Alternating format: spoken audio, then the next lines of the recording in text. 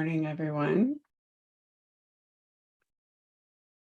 Happy to see you or not see you. Happy to be here. Just want to check in and see, can you hear me? Good morning, IMC community. Hi. Fantastic. It's lovely to see greetings coming in from different parts of the country, probably different parts of the world any minute here. Nice to see some familiar faces and familiar names that I'm imagining to be faces. So for those of you who don't know me, my name is Dawn Neal, and I'm really happy to be here covering for Gil this week. He'll be back next week. Warm greetings to all of you.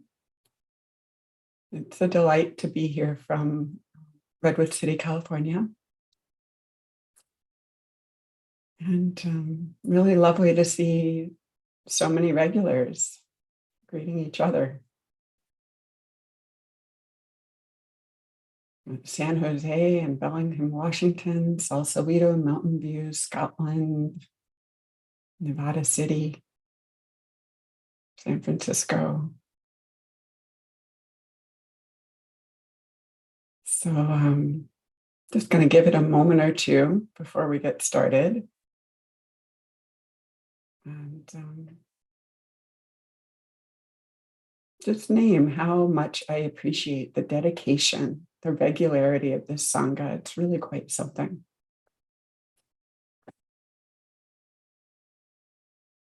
Been going for a couple of years now. So thank you all, everyone who gave me a sound check. That's great. And, let's see, we'll get started here. All these greetings.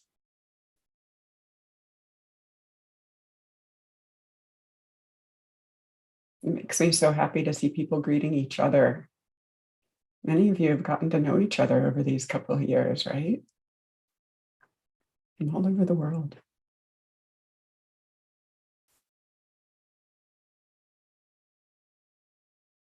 So this morning, the topic is, in the week, the topic is these series of steps or bases, roads sometimes, that the Buddha talked about many times in the ancient discourses that are supports for our meditation progress, prowess, success, and for a kind of a spiritual power. And there are a couple of these that appear in many different lists or appear multiple times in this list, the Iddhipada. And they are a sense of immersion in the practice and a sense of engagement with meditation. So the invitation is to sit back, find a comfortable meditation posture, and balance, relaxation, and alertness. I'm going to start with an image, a couple of images. Maybe close your eyes if that feels right. And imagine being in a vast field, very relaxed. And as you're in this field, a very soft, comfortable, warm rain, almost like a mist, starts to come down, soaking the ground. Maybe it's hitting a roof above you, or maybe you enjoy the sensations of it on your skin. But either way, there's a sense of being soaked, saturated. settled.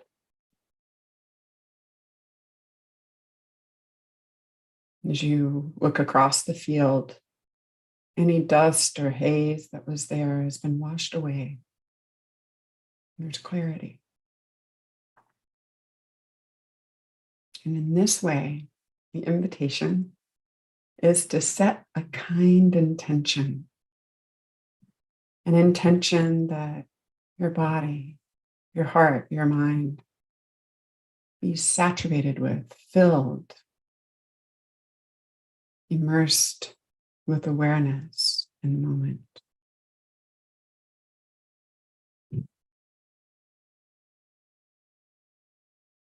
And to support that, it's helpful to relax often. Perhaps softening your eyes behind your eyelids.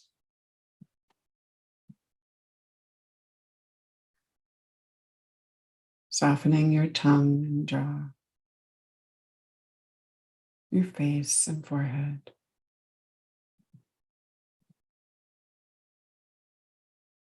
And even imagining a pool of relaxation behind the eyes, spreading through your whole body.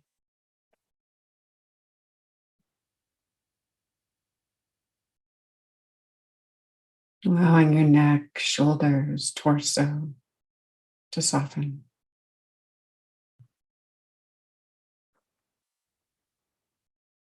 Your weight to be fully supported, deeply supported on whatever surface you're sitting on or lying on. Held.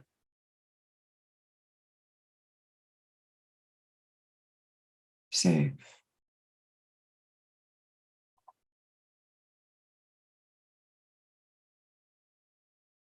Noticing the weight of your body where it contacts the floor.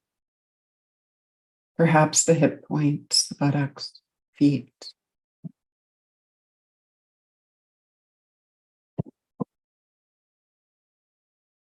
Rooted here and now.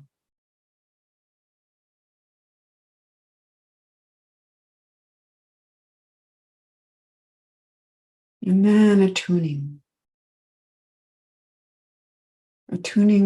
to a sense of this whole body.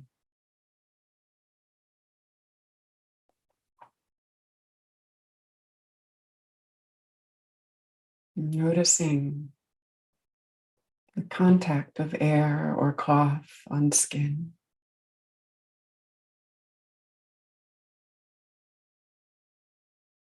All the sensations of aliveness, vibrancy.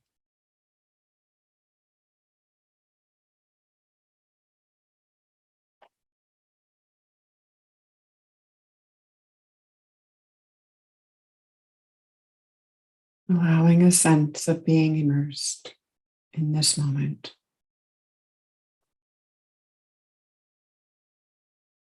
And then tuning in to the deeper sensations in the body. Movement, pulsing, tingling, perhaps warmth of the body's core. And especially tuning in to the sensations of this body breathing.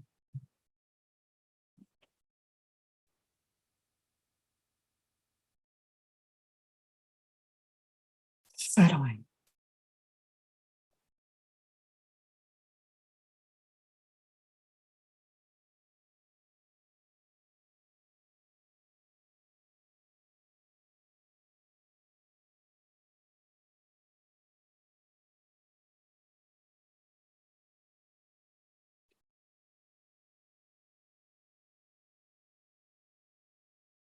Resting the attention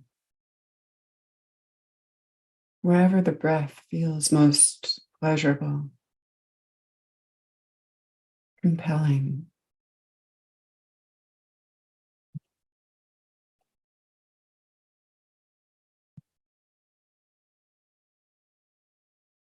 Perhaps the movement of the belly and diaphragm, gentle wave-like up and down.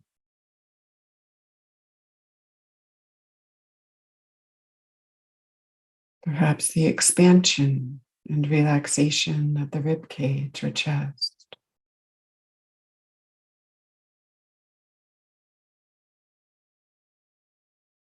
Or the refined sensations of the breath at the nostrils, tip of the nose or top of the lip.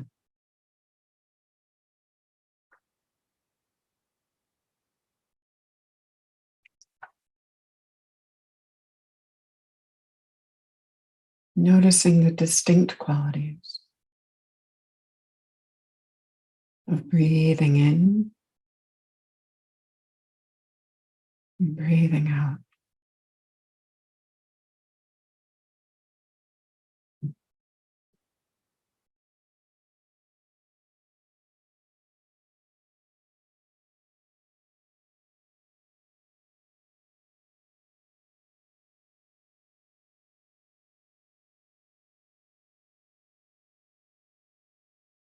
Noticing the difference between the sensations at the fullness, the top of the in-breath, and how they shift in the letting go, the relaxation of the out-breath.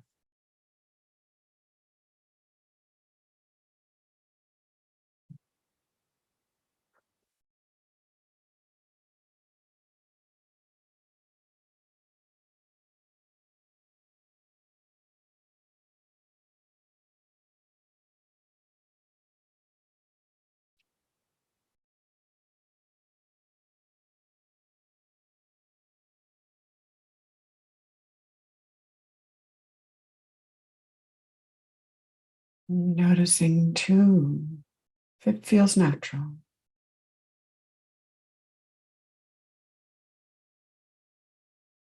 the whole body of the breath, from the very beginning to the very end.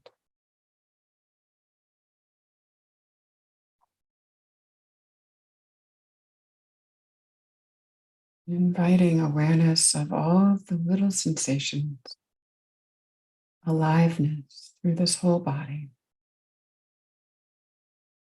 of transpiration, the whole body breathing.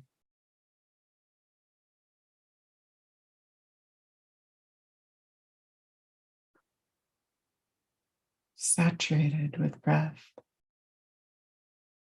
and awareness.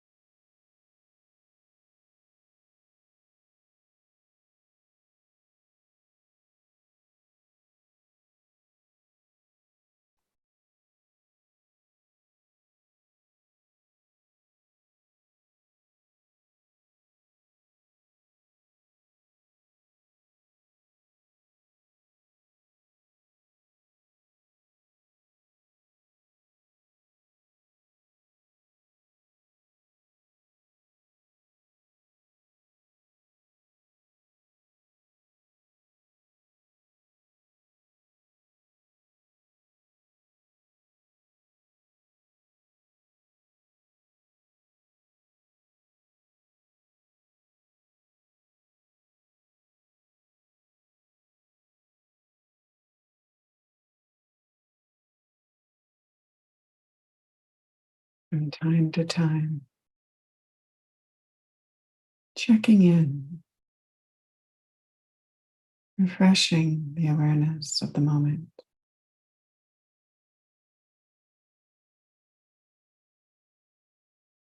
Acknowledging any mental processes kindly.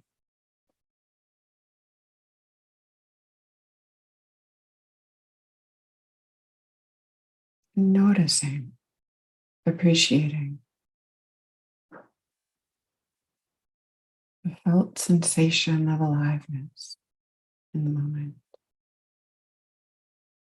in this body, this breath.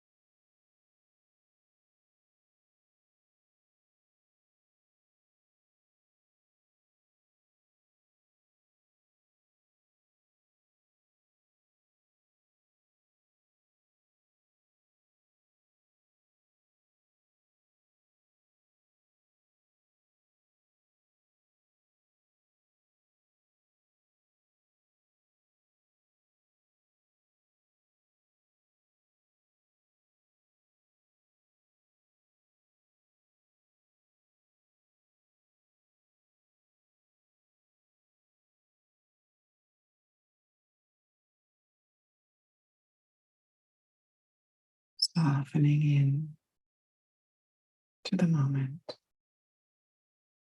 And from time to time, checking in. What's this moment like?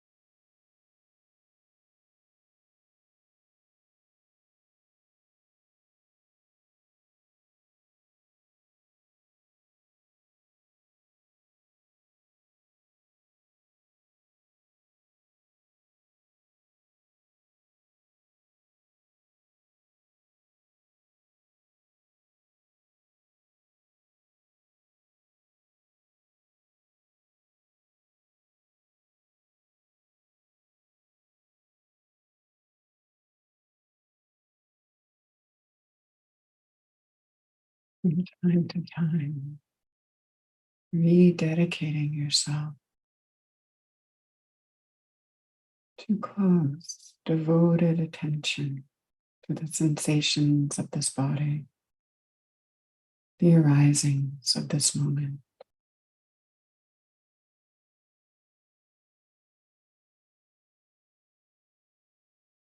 Allowing a sense of connection,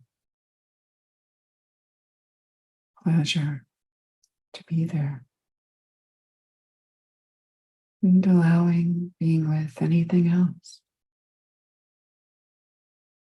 that's there with kindness.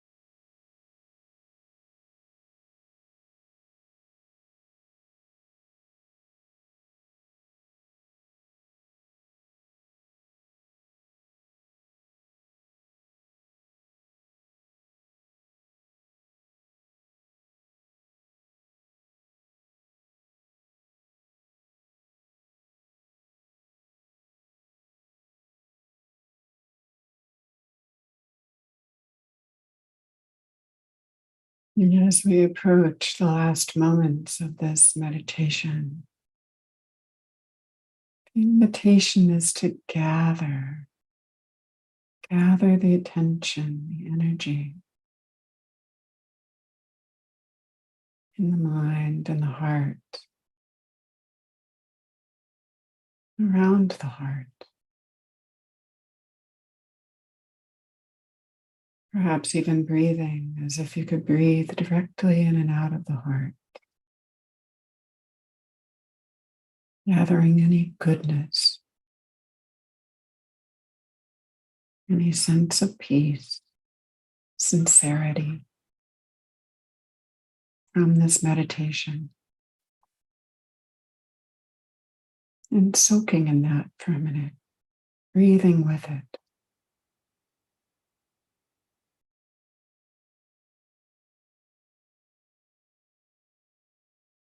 And then as you open your mind, your inner eye,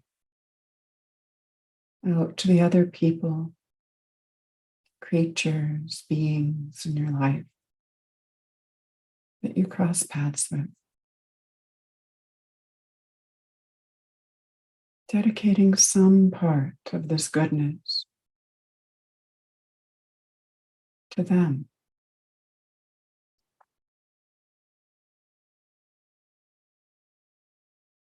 May those in our lives benefit from this practice.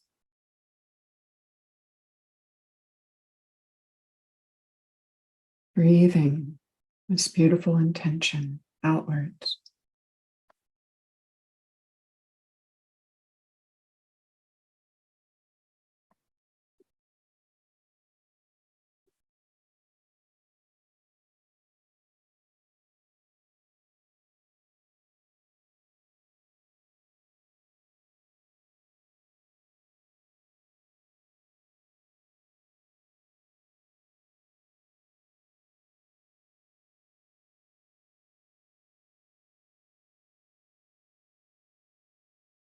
May others in our lives be happy. May others be safe. May they be peaceful. And may they be free. May others be safe. May this practice be occasion for that freedom. May they be peaceful. And may they be free. May others be safe. May this practice be occasion for that freedom. May they be peaceful. And may they be free. May others be safe. May this practice be occasion for that freedom. May they be peaceful.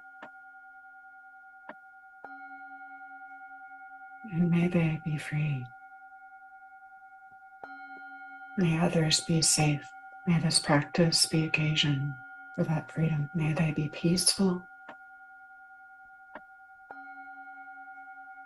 And may they be free. May others be safe. May this practice be occasion for that freedom. May they be peaceful. And may they be free.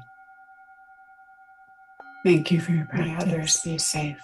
May this practice be occasion for that freedom. May they be peaceful. And may they be free. Thank you for your practice. May others be safe.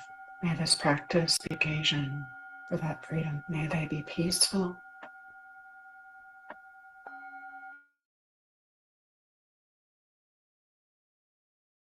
Sorry about that, Pam. I didn't realize I could ring an actual bell. I couldn't ring an actual bell. So the sound should have stopped looping by now.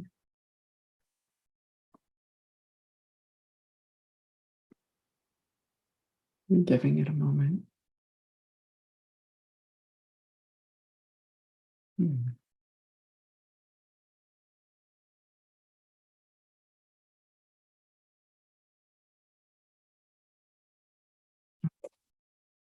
Thank you. So,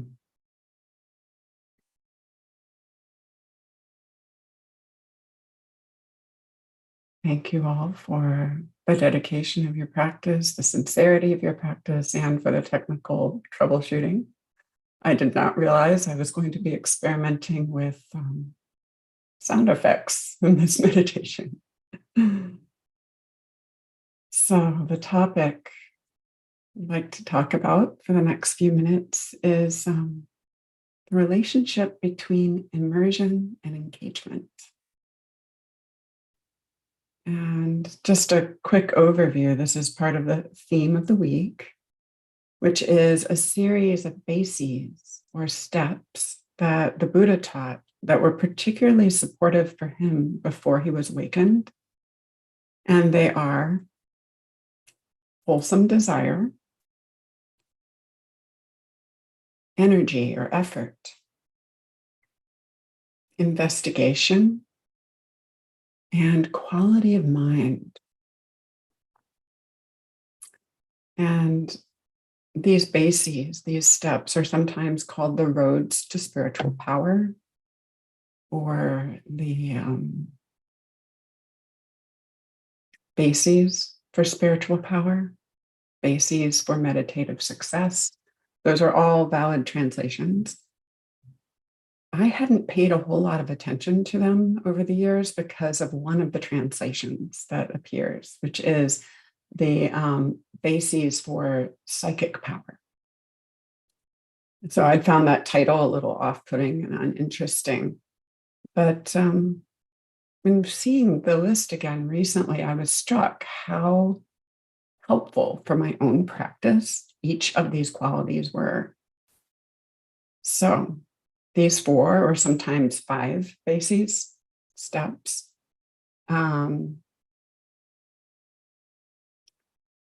are conditions for deepening practice, for improving the efficacy of practice.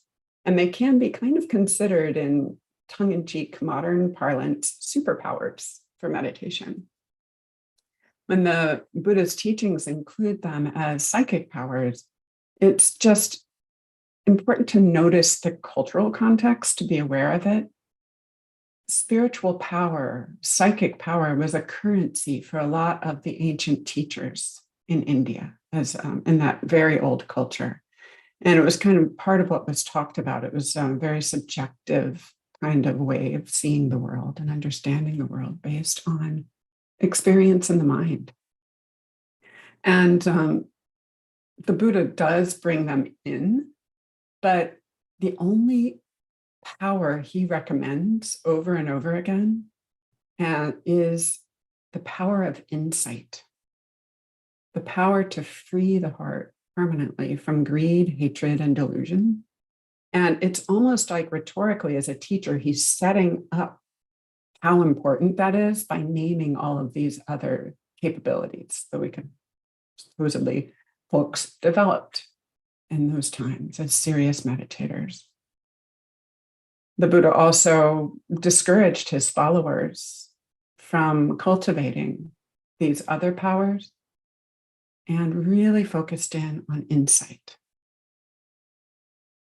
And he went as far as to say that in cultivating all of these attributes in the meditation, a practitioner could expect full awakening in this lifetime or something very close. So each of these bases, I'm going to call them, is a bit of like a tripod stool. And each has 3 attributes: the immersion in the practice, or samadhi, which is cultivated through a wholehearted kind of engagement, a word in Pali that's padana. And then one of 4 things: desire, energy or effort, quality of mind, or investigation. Investigation in this moment. And these qualities, all of them, unfold a lot more fruitfully in a relaxed field, relaxed, content field. of contentment in the practice itself, contentment just to be immersed, engaged fully in the moment. So an image, we'll focus on these two legs of the stool that are there in every base, the immersion and the engagement. And imagine a potter, an artisan at a potter's wheel. That a wheel is spinning, looping, theme for today. The potter's wheel is spinning, the pot is spinning, and their hands are gently on the pot, shaping it. They're very engaged with the act of shaping that pot, right? And they're also immersed in, settled in, concentrated on the process. So that's a little bit like the trade-off between the symbiosis between, the reciprocity between engagement and relaxation into this immersion, this samadhi. Wholehearted engagement can be helpful to understand it in terms of its opposite, which for me is boredom or disinterest, a sense of kind of a separation from the process. And engagement is supported instead by getting interested in the details of the process, the materials of the moment, and how they weave together to create now. It's kind of like play in a way, whether it's playing a sport or playing with kids. And it's an engagement that, yes, there's maybe an outcome in the back of your mind, but it's not outcome focused. It's engagement play for its own sake. So for me, one of the most powerful lessons in this in my life was in many, many figure drawing sessions I went to back when I was more focused on being a visual artist. And a couple of times a week, we would go to the studio and a group of us would get together and draw. And in a way, you're kind of doing the same thing every week, just like we're doing the same thing with meditation every week. But there's this engagement in the difference of the materials, how they worked together, noticing different facets of what could be seen, and finding each day, each drawing, each meditation, a different way in, a different way to connect with the process, be fresh with it, embodied with it. Each of you probably has an example of this in your own life, something that continually is rewarded by finding new details in it. Skillful samadhi, immersion, is a softening into this kind of collectedness born out of the contentment of being engaged in the process itself. And earlier in the process, it can be a very active kind of engagement. And later in the process, as a sense of flow takes hold, Csikszentmihalyi's flow concept takes hold, then it has its own momentum. And then the engagement is more relaxed, settled back, right? Skillful samadhi has qualities of calm and relaxation just woven right into it. It's not a bearing down or a squinting, a huffing and puffing. Instead, it can be like that soft rain softening a field or a desert playa. It can be softening that very clay that ends up on the potter's wheel. And that is kind of a good simile. We are the clay and we are also the artisan, shaping our own minds. There's a malleability and a reciprocity that happens because these two qualities continue to support each other. So, when brought together with the other four qualities we'll talk about this week, Dharma desire or wholesome desire, energy, balanced effort, quality of mind and heart and thought and investigation. These can become really powerful ways to cultivate both of these foundational meditation qualities. So look forward to covering that with many of you in the coming days. And tomorrow we will talk about desire, Dhamma Chanda, dharmic desire, and falling in love with the practice. Look forward to being back with you then. Thank you for the sincerity of your practice and for being here.